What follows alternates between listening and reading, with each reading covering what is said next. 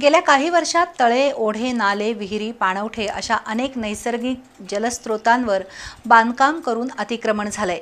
त्यामुळे वन्य प्राणी आणि पक्ष्यांना पाणी मिळणं दुर्लभ झालंय। या पार्श्वभूमीवर कोल्हापुरातील वृक्षप्रेमी संस्थेच्या वतीनं राजाराम कॉलेज टेकडीवर पक्षी तीर्थ अर्थात कृत्रिम पाणवठा तयार करून पक्षी आणि वन्यजीव संवर्धनाचा संदेश दिला आहे।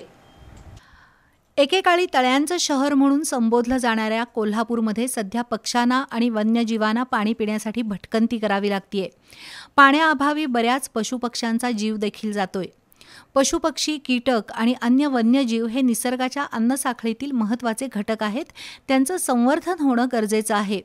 याच भावनेतून वृक्षप्रेमी वेलफेअर ऑर्गनायझेशन आणि राजाराम टेकडी संवर्धन समितीच्या माध्यमातून या टेकडीवर कृत्रिमरित्या पक्षी तीर्थ अर्थात पाणवठा तयार केलाय। त्यामध्ये डिजिटल फलक आणि दगडांचा वापर करून नैसर्गिक दिसेल असं तळं तयार करून त्यात सुमारे 300 लिटर पाणी सोडण्यात आलंय। राजारामपुरी टेकडी परिसरात असंख्य प्रजातीचे पक्षी, वन्यजीव, कीटक यांचा अधिवास आहे। नव्या पाणवठ्यामुळे त्यांना पिण्यासाठी पाणी उपलब्ध होईल आणि त्यांचं जतन होईल।